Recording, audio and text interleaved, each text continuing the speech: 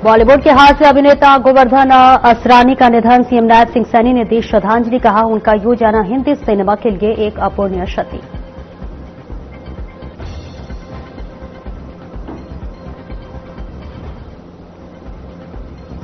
फरीदाबाद में देखा waste to value का अद्भुत उदाहरण। स्क्रैप के बनाया 15 फीट ऊंचा विश्व का सबसे बड़ा दीपक, Guinness book of world records में दर्ज हुआ नाम।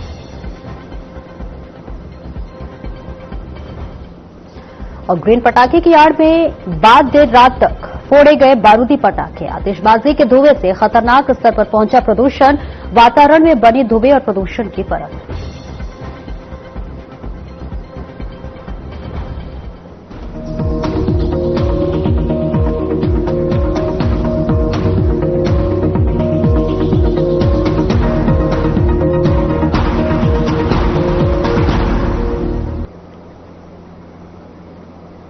नमस्कार, स्वागत है आपका। मैं हूं आपके साथ सपना दीपक मद्देशा। बुलेटिन का आगाज करेंगे। बॉलीवुड अभिनेता असरानी के निधन पर सीएम नायब सिंह सैनी ने शोक जताया। सीएम सैनी ने एक्स पर पोस्ट करते हुए लिखा कि हिंदी सिनेमा के प्रसिद्ध और वरिष्ठ हास्य अभिनेता स्वर्गीय गोवर्धन असरानी के निधन पर का जो समाचार है वो अत्यंत ही हृदय विदारक है। अपने अभिनय कौशल से रोते हुए व्यक्ति को भी हंसाने की ताकत रखने वाले असरानी जी का यूं जाना हिंदी सिनेमा के लिए एक अपूर्णीय क्षति है। मैं ईश्वर से प्रार्थना करता हूं कि दिवंगत आत्मा को अपने श्री चरण में स्थान दे और इस दुख की घड़ी में परिवारजनों को धैर्य एवं संबल प्रदान करे।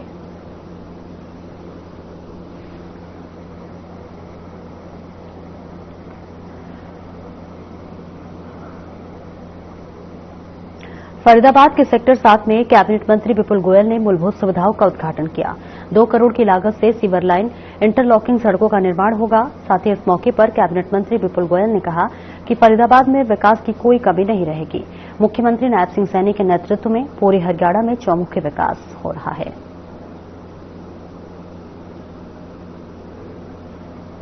तो तस्वीरें दिखा रहे सेक्टर 7 में सुविधाओं का उद्घाटन। मंत्री विपुल गोयल ने इसका उद्घाटन किया है। 2 करोड़ की लागत से निर्माण होगा, जिसके लिए ये बताई जा रही है, बहुत बड़ी सौगात बताई जा रही है। 2 करोड़ की लागत से जो है इसका निर्माण किया जाएगा। इसके साथ ही साथ बताते चले कि इसका उद्घाटन मंत्री विपुल गोयल ने की है और बताया जा रहा है कि कई दिनों से मांग की जा रही थी और अब ये उद्घाटन समारोह की तस्वीरें आपको दिखा रहे हैं, जहां उद्घाटन हो चुका है और जो जनता लगातार ये मांग कर रही थी वो अब होता हुआ आगे बढ़ता हुआ नजर आ रहा है। इस स्लैब से बनाया जाएगा, जहां पर कई दिनों से भी मांग की जा रही थी। 2 करोड़ की लागत बताया जा रहा है इस पूरे निर्माण कार्य में। खुद इसका उद्घाटन मंत्री विपुल गोयल ने की है और एक उम्मीद, एक आश्वासन जो लगातार जनता में देखा जा रहा था वो अब पूरी होती भी नजर आ रही है। तो फरीदाबाद की तस्वीर आपको दिखा रहे हैं, जहां उद्घाटन कार्यक्रम समारोह का आयोजन किया गया है और सेक्टर 7 में जो सुविधाएं लगातार लोगों की जो थी मांग की जा रही थी वो अब सुविधाओं का जो है उद्घाटन हो चुका है और अब इस काम को जल्द ही पूरा किया जाएगा, जो कि एक उम्मीद, एक आश्वासन जो था वो जरूर पूरी होती हुई इस वक्त नजर आ रही है। इस मौके पर तमाम लोगों की मौजूदगी रही, मंत्री विपुल गोयल की भी मौजूदगी रही, जिन्होंने इस कार्य का, इस सुविधा का उद्घाटन किया है, शिलान्यास किया है। सेक्टर 7 में ये सुविधा का उद्घाटन हुआ है। फरीदाबाद से ये सीधी तस्वीरें आपको दिखा रहे हैं।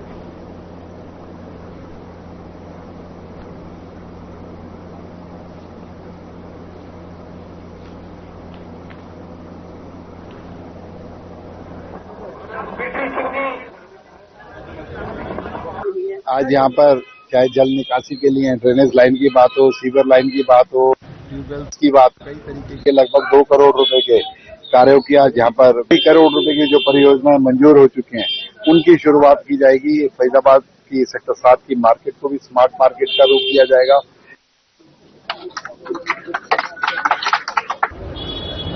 अपने प्रधानों से प्रदेश के खेल मंत्री गौरव गौतम और भाजपा के जिला अध्यक्ष विपिन बैसला व प्रशासनिक अधिकारियों के साथ साथ जिले के सभी चौराहों का सौंदर्यीकरण को लेकर नारियल फोड़ का शिलान्यास किया गया।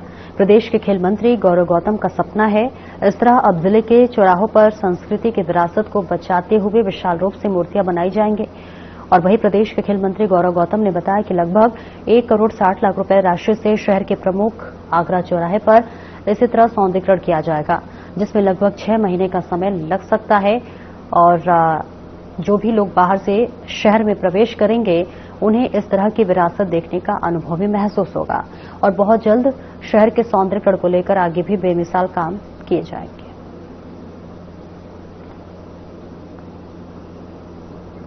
और बड़ी शहर के बीचों बीच खराब जैसी लगती थी, एक बहुत सुंदर भव्य दिव्य एक ऐसी मूर्ति का अनावरण होगा जो इस पलवल को और आने वाले आसपास के लोगों को संदेश देगी। वो जल्दी आप लोगों के बीच में बनकर तैयार होगी। आज इसका उद्घाटन हुआ है, अगले 6 महीने में ये बनकर तैयार होगी।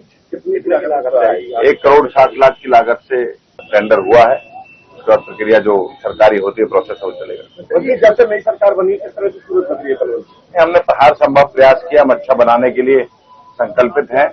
लगातार प्रयास कर रहे हैं कि पलवल अच्छा और सुंदर बने, उसकी तरफ अग्रसर आगे बढ़ रहे हैं।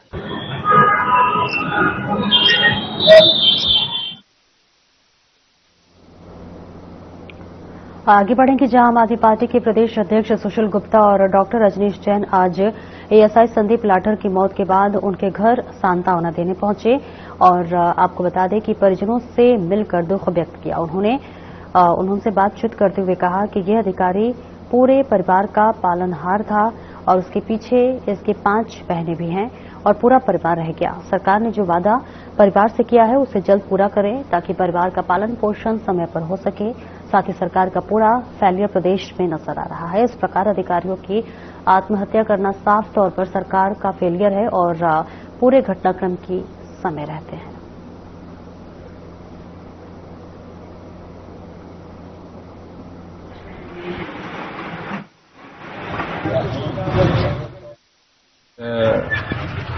संदीप के दादाजी से मिला, उनकी माताजी से मिला, उनकी धर्मपत्नी से मिला, उनकी बहनों से मिला। कई बहनों का अकेला भाई, पिताजी पहले चले गए। परिवार को देखने वाले को, बच्चों को देखने वाले बच्चे, बहुत दुखदायी विषय। ऐसे में सरकारों को, समाज को, परिवार का जो भी मदद कर सकती है मदद करनी चाहिए। हालांकि सरकार ने एक नौकरी की और सारी सहायता की बात बोली है, परंतु इसको जल्द से जल्द ऐसा कोई सिस्टम बने के परिवार हुए। मैं ये कहूंगा कि 100% सरकार का फेलियर। सरकार को ऐसी नौबत नहीं आने देनी चाहिए थी कि संदीप लाठर को यहां तक पहुंचा।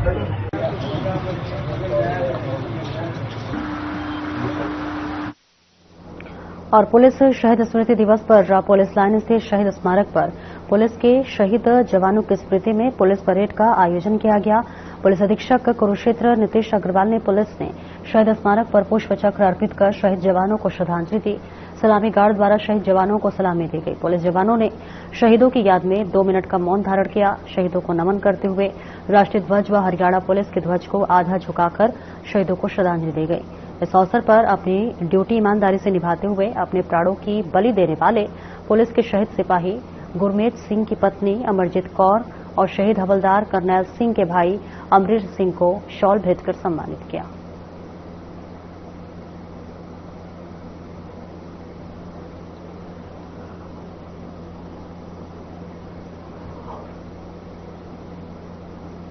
पलवल के जिला पुलिस लाइन में हर साल की तरह इस साल भी पुलिस शहीद स्मृति दिवस और पुलिस झंडा दिवस मनाया गया। इस मौके पर देश के लिए शहीद हुए पुलिस और अर्धसैनिक बल के जवानों को जिला पुलिस पलवल की तरफ से श्रद्धासुमन अर्पित कर उन्हें श्रद्धांजलि अर्पित की गई।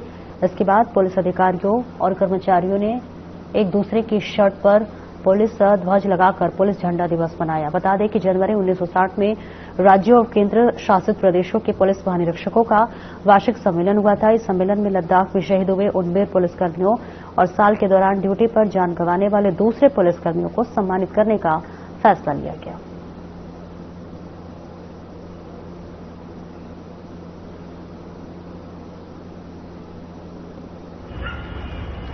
तो देखिए तस्वीरें दिखा रहे हैं जहां पर पलवल से पुलिस शहीदी स्मृति दिवस के मौके पर तमाम उन पुलिसकों को, तमाम उन जवानों को यहां पर श्रद्धांजलि दी गई है और यहाँ पर पहुंचे हुए थे। एक आज देखिए शहीदी दिवस भी है और स्मृति दिवस के मौके पर तमाम लोग पहुंचे हुए थे और यहाँ श्रद्धांजलि सभा का आयोजन किया गया था। शहीद जवानों को यहाँ पर श्रद्धांजलि दी गई है। पुलिस शहीद स्मृति दिवस के कार्यक्रम के आयोजन में तमाम शहीदों को श्रद्धांजलि दी गई है।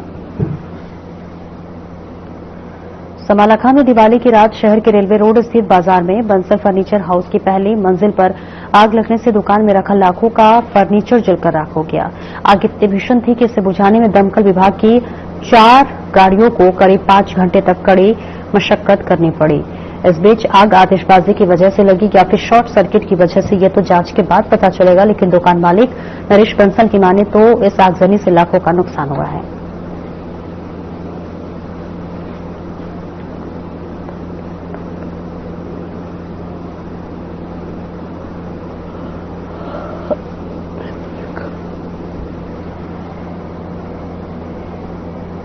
और इस दीपावली फरीदाबाद ने इतिहास रच दिया है। यहाँ वेस्ट टू वैल्यू कचरे से मूल्य की अवधारणा के तहत स्टैक मटेरियल से बनाया गया 15 फीट ऊंचा दीपक अब Guinness book of world records में दर्ज हो चुका है। आपको बता दें कि यह दीपक अब विश्व का सबसे बड़ा स्क्रैप से बना दीपक बताया जा रहा है। इस भव्य दीपक का उद्घाटन सेक्टर 17 चौक पर किया गया, जहां कैबिनेट मंत्री विपुल गोयल और राज्य मंत्री राजेश नागर ने दीप प्रज्वलन कर जनता को दीपावली की बधाई और शुभकामनाएं दी। मुख्यमंत्री नायब सिंह सैनी ने भी इस विशेष उपलब्धि पर अपना संदेश भेजा और इसे आत्मनिर्भर भारत के प्रतीक के रूप में सराहा। उन्होंने कहा कि यह दीपक न केवल पर्यावरणीय जागरूकता का प्रतीक है, बल्कि ये बताता है कि भारत हर क्षेत्र में नवाचार और स्थायित्व की दिशा में अग्रसर है।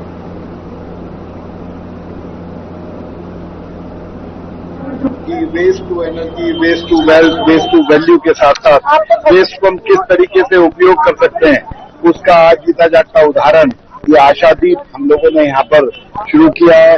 और आशादीप को जलाने का काम हमारे गुरुदेव पुरुषोत्तमाचार्य जी स्वयं आकर यहाँ पर किया। भाई राजेश नागर जी ने इसमें अपनी उपस्थिति दर्ज कराई और पूरा प्रयास, चाहे राजेश नागर जी हों, चाहे हम लोग और सुनील गोरावत जी जो उनकी टीम है, उन्होंने इसे बनाने का काम किया। और फरीदाबाद वासियों के लिए एक बहुत ही शुभ संकेत कि तीसरी बार विश्व रिकॉर्ड फरीदाबाद के नाम लिखा जा रहा है।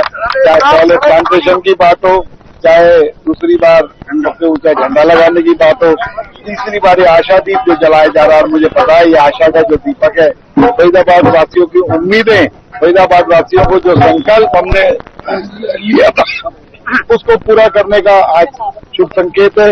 पिछले 1 साल के कार्यकाल में हमने अनेकों बातों को पूरा करने का काम किया, अनेकों संकल्पों को धरातल पर उतारने का काम किया।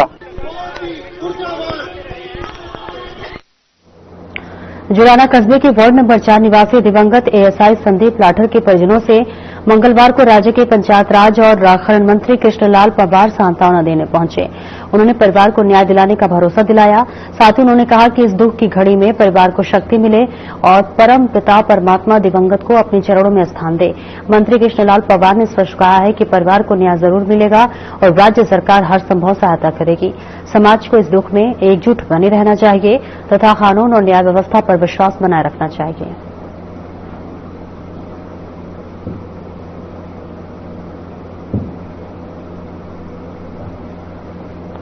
संदीप इंसिडेंट के बाद आज परिवार में शोक करने के लिए आया था।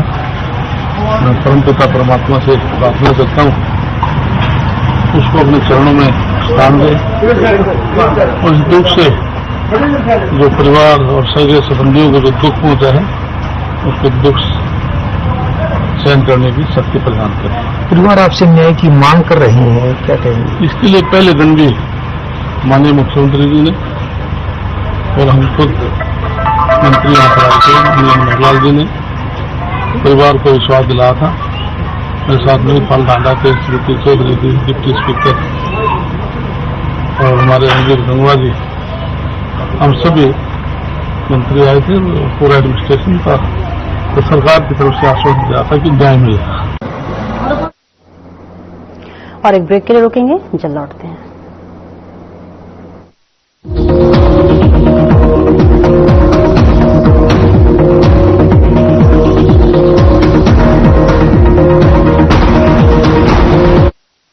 लोग सेहत बनाने के लिए क्या क्या नहीं करते, जिम जाते हैं, कसरत करते हैं, काजू बादाम प्रोटीन के डिब्बे तक घोल घोल कर पीते हैं, फिर भी उनकी सेहत नहीं बनती, क्योंकि उनका पाचन तंत्र खराब है। और जब तक के पाचन तंत्र दुरुस्त नहीं होगा, वो जितना मर्जी अच्छे से अच्छा खा ले, उनकी सेहत नहीं बन सकती। इसलिए हमारी संस्था सन्यासी आयुर्वेदा ने एक ऐसी दवा का निर्माण किया है जो कि आपके लिवर को, आपके पाचन तंत्र को दुरुस्त करने का काम करती है, ताकि आप जो भी खाएं उसका पूरे का पूरा निचोड़ आपके शरीर को लगे, आपकी भूख बढ़े, खाया पिया सही से लगे, नया खून बने, हड्डियों में जान आए, वजन बढ़े और आप मोटे तगड़े खूबसूरत पर्सनैलिटी के मालिक बन जाए। सिर्फ 655 रुपए की पूरे 1 महीने की दवा होती है और आप इसे घर बैठे 01145454545 पर फोन करके दवा मंगवा सकते हैं।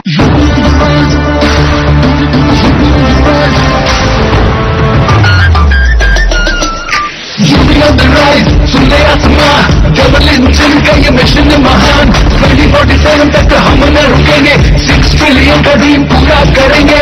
मथुरा की गलियों में गूंजे है राधा, अयोध्या में दूर हुई मंदिर की बाधा, काशी प्रयागराज की गोल्डन चमक, यूपी सरकार की गूंजे धमक, सड़कों पर फर्राटा फिक्रलेस बिल्कुल बिंदास, एक्सप्रेस वे पर साइंस आए पूरा विश्वास, विकसित यूपी की बढ़ गई प्यास, 2047 का ये विजन बहुत खास, माफिया का दी एंड, फियर गॉन, योगी राज में लॉ एंड ऑर्डर हुआ स्ट्रॉन्ग, बेखौफ घूमे जनता गुंडों पर मार, नया यूपी तोड़ रहा पुरानी दीवार।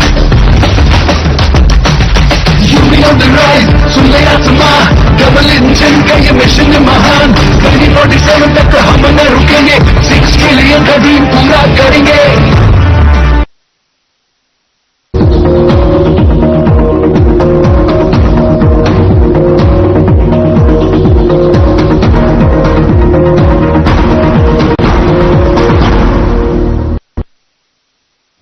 और ब्रेक के बाद एक बार फिर से स्वागत है आपका। खबरों में आगे बढ़ेंगे। हरियाणा डीजीपी ओपी सिंह ने पंचकुला में 2 पुलिस अधिकारियों की आत्महत्या पर दुख व्यक्त किया है और कहा है कि आज की दुनिया में सोशल मीडिया का प्रभाव बहुत बड़ा है। उन्होंने कहा कि असली दुनिया में कोई खास समस्या नहीं थी, पर सोशल मीडिया लोगों का मनोबल तोड़ देता है। पुलिस अब लगातार चुनौतियों का सामना करता है और देश की सेवा में समर्पित है। मनोबल टूटना अस्वीकार्य है।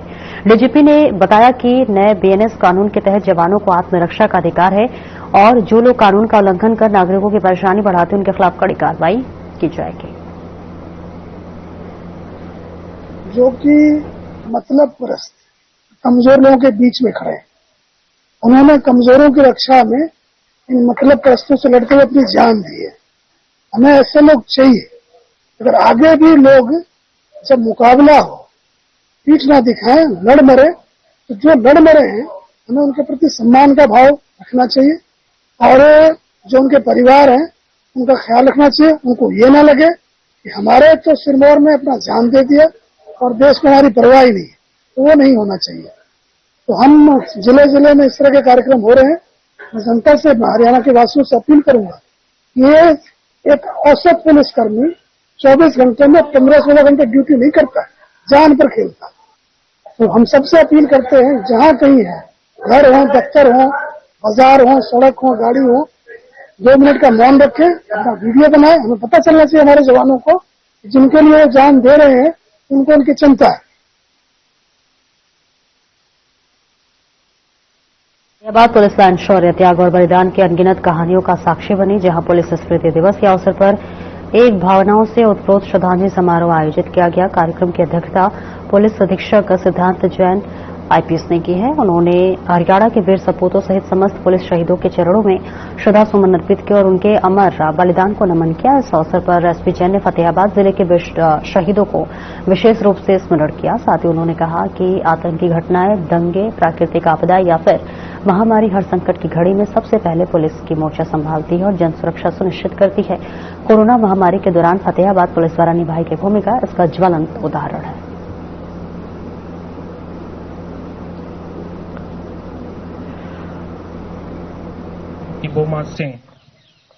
पुलिस शहीदी दिवस है, वो पूरे भारत में प्रतिवर्ष के तौर पर 17 दिनों में मनाया गया है।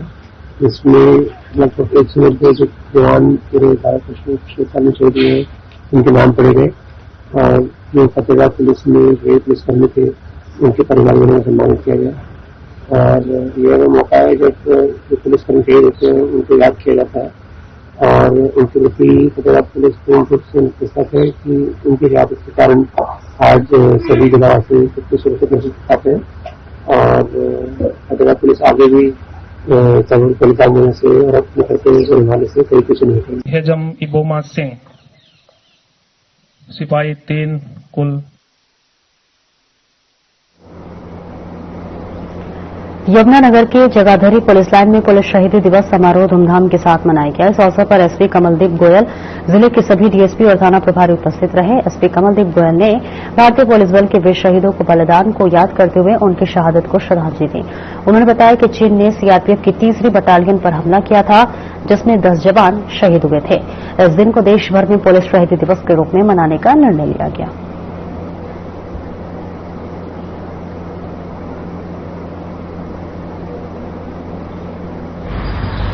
देखिए, 21 अक्टूबर को हम हर वर्ष पुलिस कमेमोरेशन डे के रूप में मनाते हैं।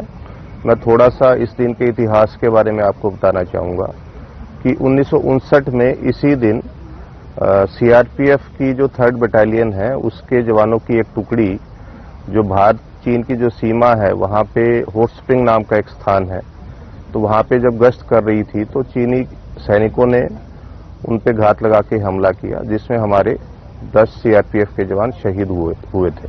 तो उसी अगले वर्ष ये निर्णय लिया गया कि 21 अक्टूबर को पूरे भारतवर्ष में जितने भी पुलिस के जवान, चाहे वो राज्य पुलिस के जवान हो, चाहे वो पैरामिलिट्री के जवान हो, जो भी पुलिस सेक्शन में शहीद हुए हैं उनको याद किया जाएगा, श्रद्धांजलि दी जाएगी।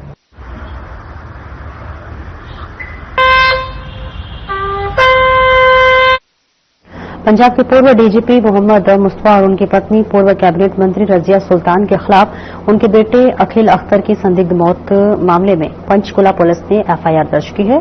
तो वह इस एफआईआर में मृतक की पत्नी और बहन का नाम भी शामिल है। बता दें कि 16 अक्टूबर को अखिल का शव एमटीसी सेक्टर 4 पंचकुला में मिला था और परिजनों ने ओवरडोज का मौत का कारण बताया था। हालांकि मृतक का 27 अगस्त का एक वीडियो सामने आया है जिसमें उसने परिवार के लोगों पर हत्या की साजिश और अपने पिता और पत्नी के बीच अवैध संबंधों का आरोप लगाया है, जिस पर शमशुद्दीन चौधरी ने इस मामले में शिकायत की थी, जिसके आधार पर इस मामले में एफआईआर दर्ज की गई है। तो वही इस मामले में डीजीपी ने जानकारी देते हुए बताया कि निष्पक्ष, पारदर्शी और सबूत के आधारित जांच के लिए एसीपी रैंक अधिकारी की निगरानी में एसआईटी टीम का गठन किया गया है, जो कि इस पूरे मामले में हर पहलू की गहराई से जांच करेगी।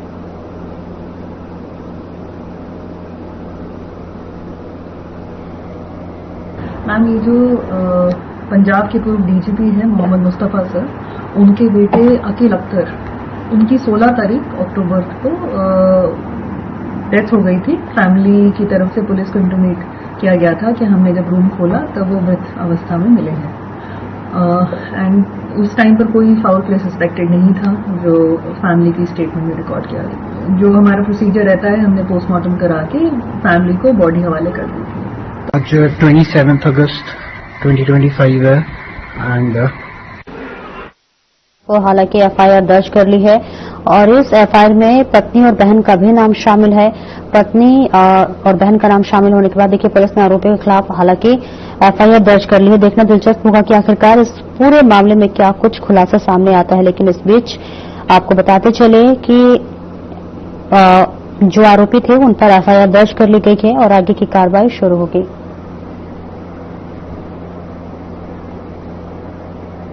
फिलहाल इस बुलेटिन में इतना ही। नमस्कार।